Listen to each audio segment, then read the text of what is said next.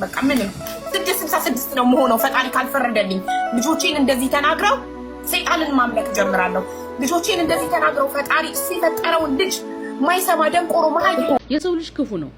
የፈለገ ቢሆን ሰዎች የናንተን ደካማ ጎን አይወቁባችሁ። ናችን ሃይባ ፈጣሪዋን እስከምትክድበት ደረጃ ነው። ተመን ፍልስጤም ላይ አንዲት እናት በጣም በርካታ ልጆችን እያጣች ልጆቿ በጦርነት አይኗ ፊት በራብ አይኗ ፊት በሚሞቱባት ዓለም በተለያየ ዓለም በጦርነት ሰዎች ልጆቻቸውን በሚያጡበት ዓለም ላይ ስሌት ማድረግ አቅቷት ገና ለገና ተሰደበብኝ ብላ ፈጣሪዋን ክዳለች።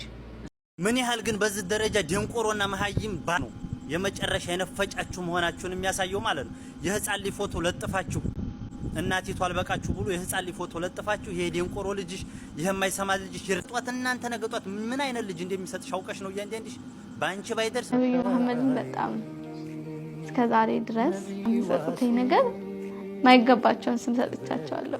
ዛሬ ቀኑ ዝናባማ ነው። ቢሆንም 8 ጀናዛዎችን አስተናግደናል። 5ኛ ጋር ቀብረናል። 3 ሌላ ቦታ ሸኝተናል። መናገር አይደለም ይሄን ቪዲዮም ሰራላችሁ።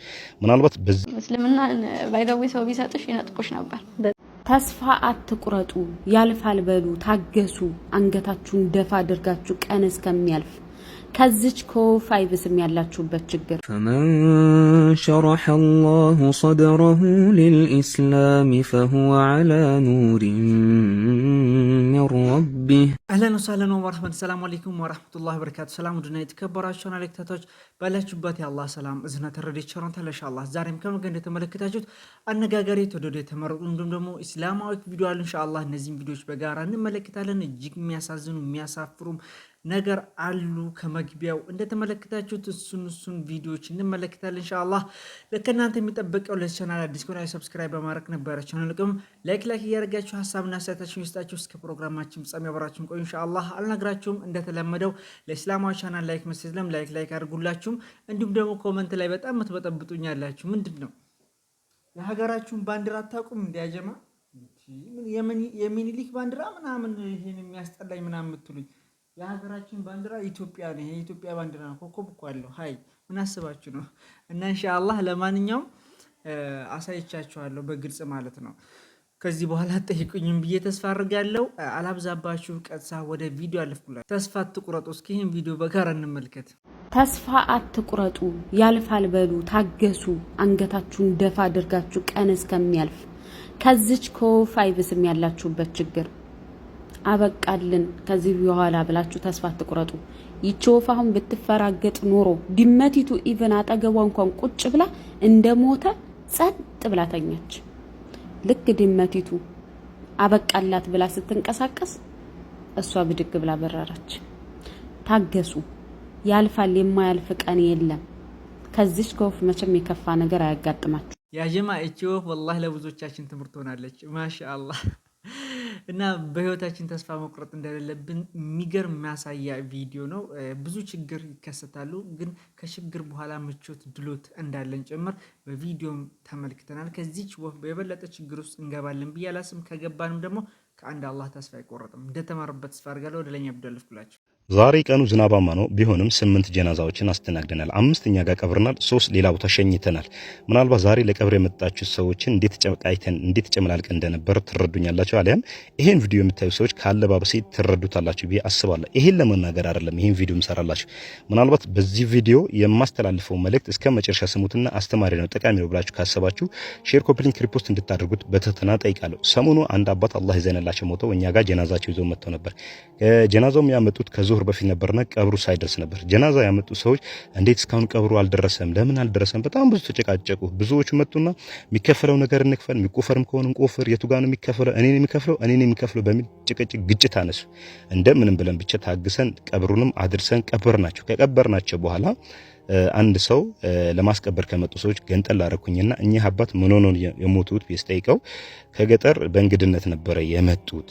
የሚገርምህ ነገር እኚህ አባት ታመው መድኃኒት የሚገዙበት ነገር አጥተው ነው የሞቱት አሉ። እኔ ማስተላለፍ የምፈልገውና መናገር የምፈልገው እዚህ ጋር ነው። እኚህ አባት በህይወት ያሉ መድኃኒት የሚገዙበት ነገር አጥተው እስኪሞቱ ድረስ ይሄው ሁሉ ሰው የት ሄዶ ነበር? ዛሬ አባትህ፣ ወንድምህ፣ እህትህ፣ እናትህ አሊያም ደግሞ የቅርብ ዘመን አይደለ በህይወት ያለህ መርዳት ያለበት ነገር እርዳው። እኚህ አባት የመድኃኒት መግዣ አጥተው እስኪሞቱ ድረስ ጠብቀው ከሞቱ በኋላ ለካሜራ ለሾው ለዩልኝ ስሙልኝ እኔ ካልከፈልኩኝ ግጭት ይፈጠራል። ይሄ ብዙ ጊዜ የሚገጥመን አውሃል ነው። ስለዚህ ወንድምና እህቶች በህይወት ያሉ መርዳት ያለብን ነገር እርዱ። ዛሬ ከቀበርናቸው 5 ጀናዛዎቹ እኔ አንዳቸውም አላቃቸውም። ነገር ግን ይሄው በጭቃም በዝናብም ተጨመላልቀን ቀብርናቸዋል። ከሞትክ በኋላ ማንም ይቀብርሃል።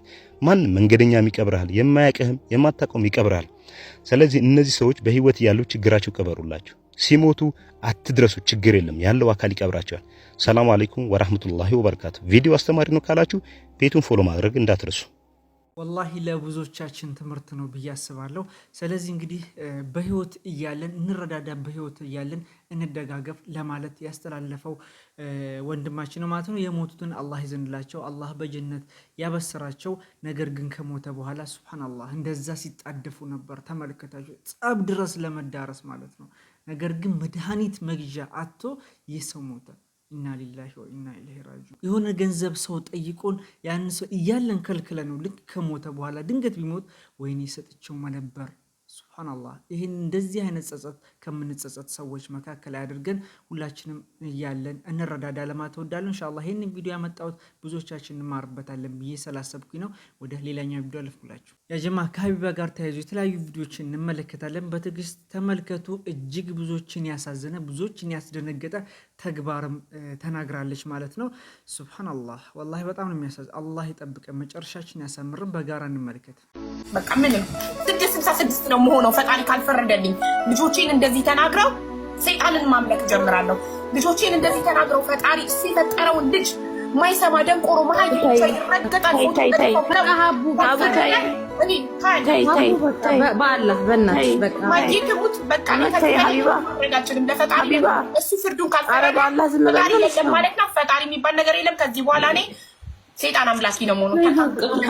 ሀቢባ ታይ ወላሂ አሁን እዚህ ራሱ ፎዚ ራሱ ታያለችሽ ነው።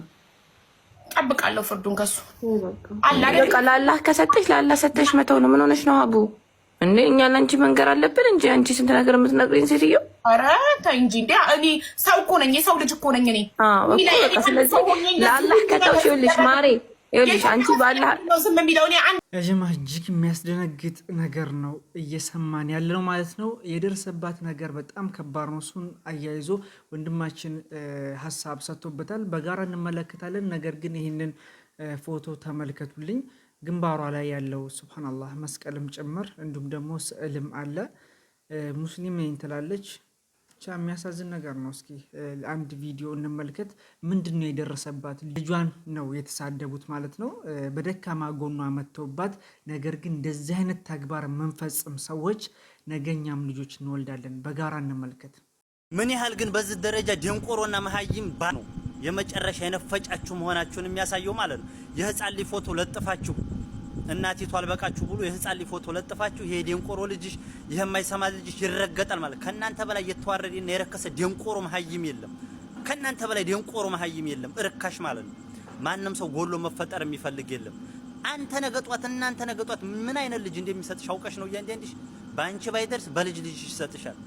ከማዘሉ ከትካሻ ላይ የማይወርድ ልጅ እግር የሌለው አይን የሌለው አላህ ሊያሸክምሽ ይችላል። ለሱ ምንም የሚሳነው ነገር የለም።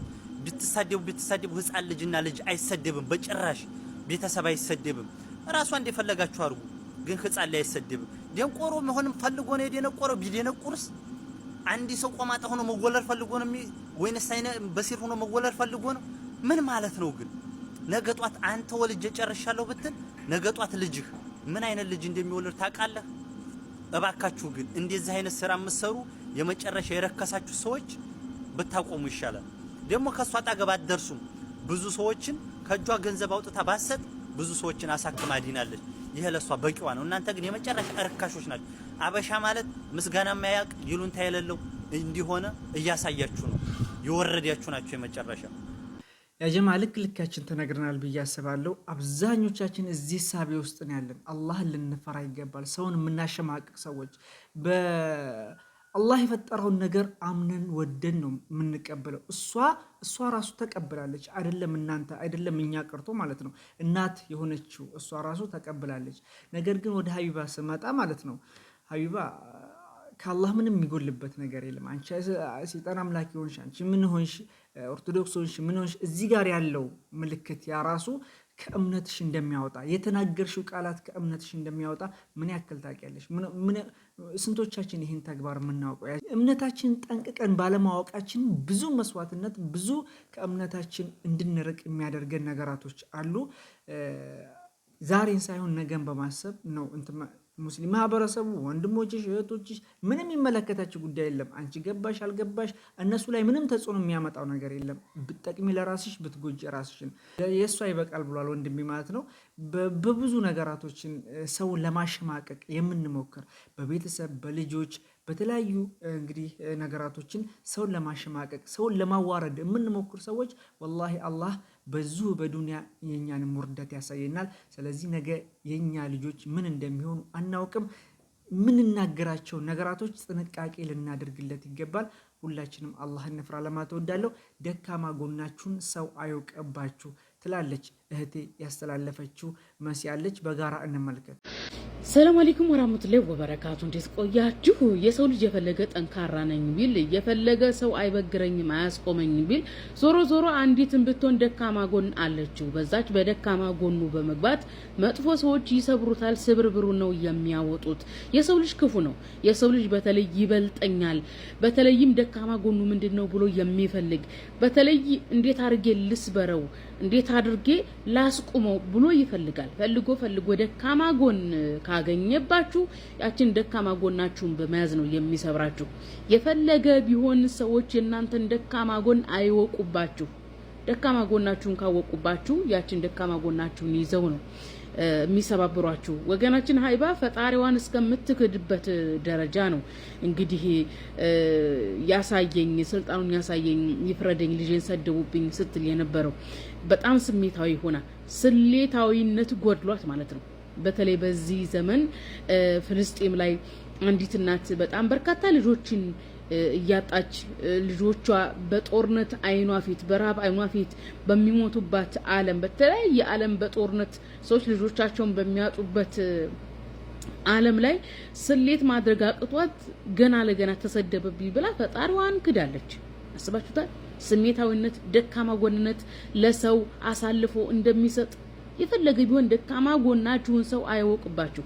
እንግዲህ ሀበ ብዙ ነገር ተሰድቦብኛል አለች። ለዛ ምንም ነገር አልሰማችሁም ብላ ነበረ። ነገር ግን ፈልገው ፈትሸው ህይወቷን ደካማ ጎን እናገኙባት። በቃ ብዙ ነገር ነው የሚያደርጉት። አሁንም ቢሆን ራሷን ካልተቆጣጠረች ማለት ነው። እና ማንም ሰው ደካማ ጎናችሁን እንዳያቅባችሁ። በተደጋጋሚ ፕሮቴስታንት ሃይማኖት የሚስፋፋው በማህበረሰብ ደካማ ጎን ነው አላልኳችሁም? የማህበረሰብ ደካማ ጎን ድህነት ነው፣ ማህይምነት ነው፣ ገንዘብ ነው፣ ስልጣን ነው። ኦኬ ገንዘብ ይሰጣል፣ የምትበለው ይሰጣል፣ ስልጣን ይሰጣል እየተባለ የሞተን እናስነሳለን፣ ጤና እንሰጣለን እያሉ ሐሰተኛ የጴንጤ ነብያት ዳው ማህበረሰብ የሚጫወቱበት በዚህ ነው።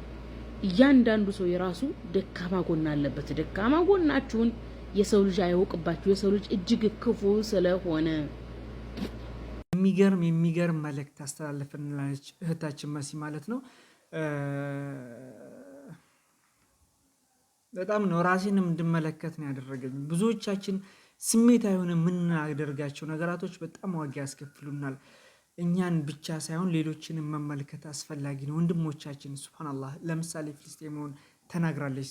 ፍልስጤም አንዲት እናት ብዙ ልጆቿን በህብረት ቤተሰቧን በሙሉ ፊትለፊቷ አይናቸው ፊትለፊት እየተገደሉ እያጣች እምቅ አድርጋ ሱብሃንአላህ አላህን ከማመስገን አልሐምዱሊላህ ከማለት ወደኋላ የማትል እናትን እየተመለከትን ገና ለገና ልጅ የተሰደበብን ብለን በዚህ ልክ እምነታችን በአደባባይ መካድ የለብንም። ይህ ትልቅ ትምህርት ነው እና ብዙዎች እንግዲህ እምነታቸውን የሚቀይሩት አማካኝ ሁሉም ነገር ጠቅሳልናለች። እኔንም እናንተንም አላህ ይጠብቀን እና የእናንተን ደካማ ጎን ለማንም ቢሆኑ አትናገሩ። የሆነ ሰዓት ላይ ደካማ ጎናችሁን አውጥቶ እናንተ እንድትርበደበዱ፣ እናንተ የበታችነት ስሜት እንዲሰማችሁ፣ እናንተ እንድትሰበሩ፣ ወርቃችሁ እንድትቀሩ ለማድረግ ይሞክራሉ። ምን ያክል ወዳጅ እንኳን ቢሆን ማለት ነው። ያን ነገር ጥንቃቄ አድርጉ፣ ምክንያቱም ዋጋ ስለሚያስከፍለን። ነገር ግን በዚህ ልክ በአደባባይ እምነትን መካድ እጅግ የሚያስደነግጥና የሚያሳስብ ጉዳይ ነው። ሁላችንም ይመለከተናል። ሌና ለእናንተም አላህ ይጠብቀን ለማለት እወዳለሁ። አይደለም ሰደቡባት ቢገሉባት ምን ልትል ነው? ቢገሉባት ልጆቿን ምን ልትል ነው? እምነቷን በሙሉ ልትቀይር?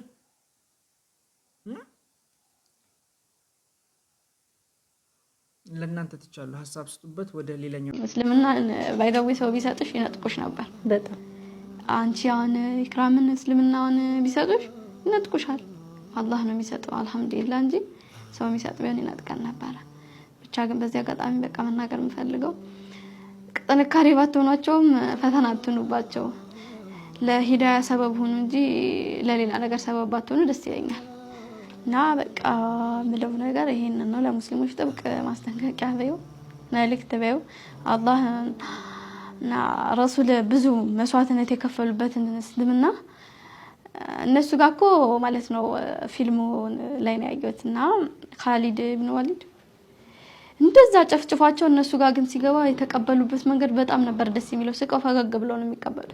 የእነሱን ያህል እንኳን ባንኖር ቢያንስ ምንም ነገር ባናረጋቸው ብዬ አስባለሁ። ባታረጉን እኛን ሰለምቶችም ብዬ አስባለሁ። በቃ ሂዳያ ሰበቡን ነው እንጂ የመጥፊያ ሰበባቱን እንዳለውና ነብዩ መሐመድን በጣም እስከዛሬ ድረስ ሰጥተኝ ነገር ማይገባቸውን ስም ሰጥቻቸዋለሁ። በጣም ብዙ እሳቸው ማይገባቸው ነገር ለኛ አሁን መቆም ከአላህ በታች እሳቸው ናቸው። እናን እንዲስፋፋ በጣም ብዙ መስዋዕትነት ከፍለዋል። አብሶ አሁን አዲስ አበባ የሚለው ፊልም ካላየሽ ስም ፊልም ደግሞ ሳየው በጣም ነበር የጸጸተኝ። በጣም ምን አለ በዛ ዘመን ተፈጥሬ ሰልሜ እና ቢያንስ ይቅርታ ጠይቂያቸዋለሽ። የዛ ዘመን ላይ አላህ ካለልሽ ከሻልሽ። አሁን ግን ላገኛቸው አልቻልኩም። ኢንሻአላህ አላህ በጀነት ያገናኝ። ይቅርታም ጠይቃቸው አድርገኝ እና በጣም ይቅርታ በቃ መጠየቅ ፈልግ ነበር። አላህ ሀጆችሽን በሙሉ ያሳካልሽ። ሱብሃንአላህ እስልምናን ሰው ቢሰጠን ኖሮ ይነጥቀናል ብላለች። ይሄ የማይካድ እውነታ ነው። ለነቢያችን ሰለላሁ ዐለይሂ ወሰለም ያላትን ፍቅር ስትናገር በዛ ልክ ከዚህም በፊት በመጥፎ ሳነሳቸው ነበረ። አሁን ግን እውነትም አውቂያቸዋለሁ እና እንግዲህ ብላ ፍቅራቸውን ስትናገር ስትገልጽ ነበረ። ለቤተሰቦች ኢንሻአላህ ሂዳያ ይስጣችሁ። አንቺንም ደግሞ አላህ የጀነተል ፊርደውስ ያድርግሽ። ለኡማሽ ለሙስሊሞች የምትጠቅሚ ለብዙዎች ሂዳያ ሰበብ የምትሆኝ አላህ ያድርግሽ ለማለት እወዳለሁ።